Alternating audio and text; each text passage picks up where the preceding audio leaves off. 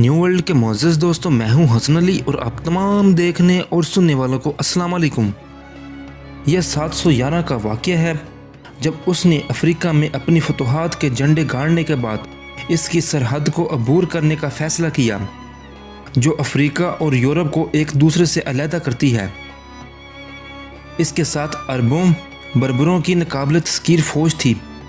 इसका हदफ समुंदर के उस पार का इलाका था। समुंदर की तनो तेज़ मौजों से लड़ते हुए आखिरकार आब को अबूर कर लिया गया।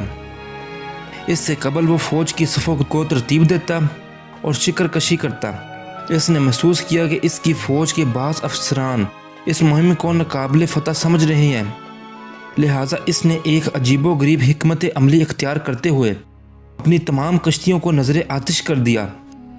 इसके बाद इसने एक सहरा अंगेज़ तकरीर की जिसने पूरी फ़ौज के जज्बों में तलातम पैदा कर दिया।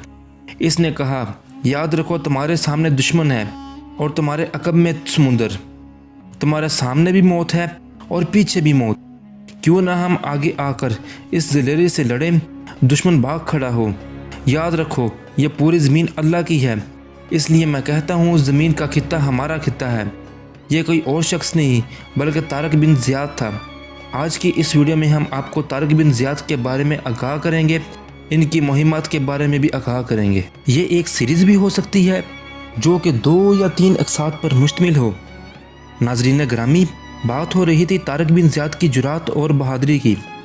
2.5 करोड़ लोगों से भरा हुआ पूरा मुल्क, नाकाबिल अबूर फैसलों वाले किले, अनगिनत फ़ौजें, अनगिनत असले का मुकाबला करने वाले मुट्ठी भर नौजवानों के कमांडर, आलम इस्लाम के अजीम लीडर तारिक बिन ज़ियाद, जो फ़तह या शहादत के जज्बे से सरशार हर तरह के खौफो खतरात को ताक करते हुए आगे बढ़ते हैं।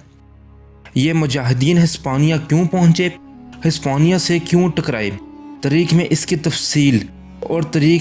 तफसील कुछ यूँ बयान की जाती है कि जिस ज़माने में रवादारी और खुशहाली का दौरा था, इसका हमसाया नुमा जजीरा हिस्पानिया गोतक के बादशाहों के बोझ तले दबा हुआ था। हिस्पानिया के यहूदी भी हिस्पानिया के बादशाह, जागीरदारों और पादरियों के हाथ बड़ी बड़ी सख्तियाँ झेल चुके थे। इन्होंने तंग आकर बगावत की। इसके बाद यहूदियों ने इनका कत्ल आम किया। जो बच गए इनका मालो असबाब लूट लिया गया और इनको गुलाम बना लिया गया। तबाहाल और मजलूम यहूदी सब के सब किसी सही आने वाली घड़ी के इंतज़ार में थे। वहाँ के पादरियों के जुल्मों से तंग आकर हिस्पानिया ने इस्लामी अफ्रीका में अपना ली। हिस्पानिया के लोगों ने इस्लामी अफ्रीका के हुक्मरान से दरख्वास्त की कि हिस्पानिया को उन लोगों के मजालिम से निकाला जाए। क्यूर का हुक्मरान जोलीन भी इस दरख्वास्त में शामिल था। जोलीन शहर सिस्ता का हुक्मरान था, जो शुमाली अफ्रीका के साहिल पर वाक़या था और हिस्पानवी हुकूमत के मतहत था। मूसा बिन नसीर, जो कि इस्लामी अफ्रीका के हुक्मरान थे, इन्होंने अंदलस के जालिम बादशाह के वाक़यात सुनकर खलीफा वक्त वलीद बिन अब्दुल मलिक की इजाज़त से 91 हिजरी में अपने एक सरदार तुरैक बिन मालिक को 500 मुजाहिदीन के साथ जोलीन की रहनुमाई में अंदलस रवाना किया। यह लश्कर अंदलस की बंदरगाह अल मकबरा पर उतरा। इसने सारी जांच पड़ताल की और वापस आकर कहा कि अंदलस पर काबिज होना कोई मुश्किल बात नहीं।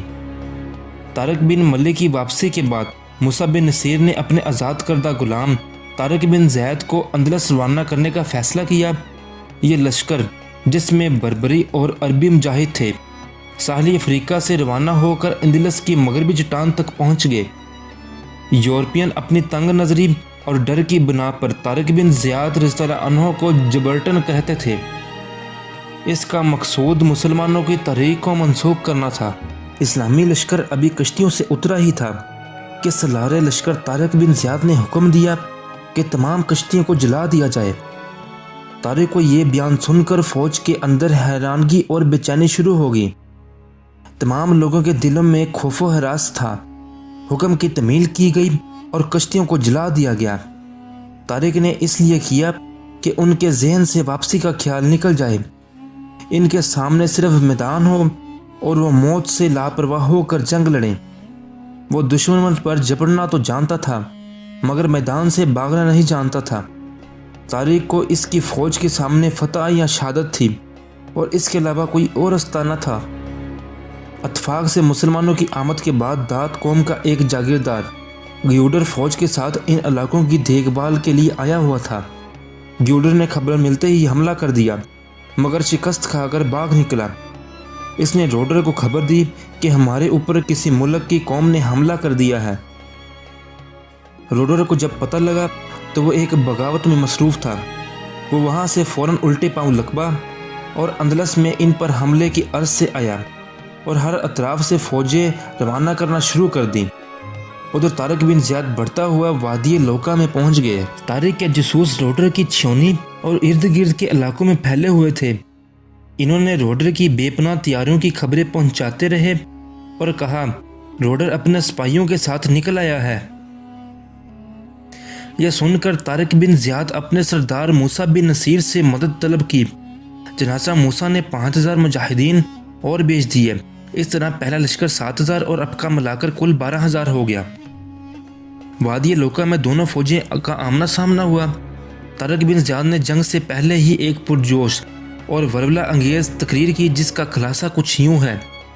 ऐ मुसलमानों, मैदान जंग से फरार की कोई सूरत नहीं। तुम्हारे आगे दुश्मन की फ़ौज है और तुम्हारे पीछे ठाठे मारता हुआ समुंदर। तुम्हारी कामयाबी पौधाए इस्तक़लाल है, तो दाद और सामान के लिहाज से तुम्हारे इस जजीरे में कोई अहमियत नहीं। अगर तुमने जुर्रत और हिम्मत दिखाई तो दाद की किल्लत तुम्हें नज़र नहीं आएगी। आज दुश्मन की फ़ौजें बुज़दिल और गरूर की वजह से शिकस्त खाएंगी, और अगर वो तुमसे दाद और वसाइल में जिससे ज़्यादा है, अमीरुल मोमिनीन तुम्हें यहाँ भेजा है। तुम्हें ज़िल्लत पर कभी राज़ी ना होना। मैदान जंग में मेरा कदम सबसे आगे होगा। अगर मैं शहीद हो जाऊँ, तुम में से कोई सरदार बनेगा और फतह और नुसरत का रास्ता जारी रखेगा। चाहे इंदलस रोडर बड़ी शान और शौकत से तुम्हारा सामने करने आया है। वो अफवाज के आगे सर पर शतर शाही साया किए हुए थे और इसकी फ़ौज की तादाद 1 लाख थी, और जबकि दूसरी तरफ सरों पर सफ़ेद इमाम बांधे चमकदार ज़रब अख्तियार पहले तलवार और नेज़ा हमाइल किए 12000 मुसलमान थे। इधर फ़ख्र नास के साथ गर्दनें अकड़ी हुई थी, उधर इज़्ज़त और इनकसारी के साथ बारगाह अव्वल में सर झुके हुए थे। इधर सिर्फ कुव्वत और ईमानी अल्लाह पर भरोसा ही था। फिर 8वें रोज़ तारिक बिन ज़ियाद ने फैसला कुन हमला किया। ये आपको अगली वीडियो में बताया जाएगा, क्योंकि वक्त की किल्लत की वजह से इस वीडियो का यही इख्ताम करना पड़ा। आपसे मुलाकात होगी अगली वीडियो में। तब तक अपना और अपने प्यारों का ख्याल रखिएगा। अल्लाह निगहबान।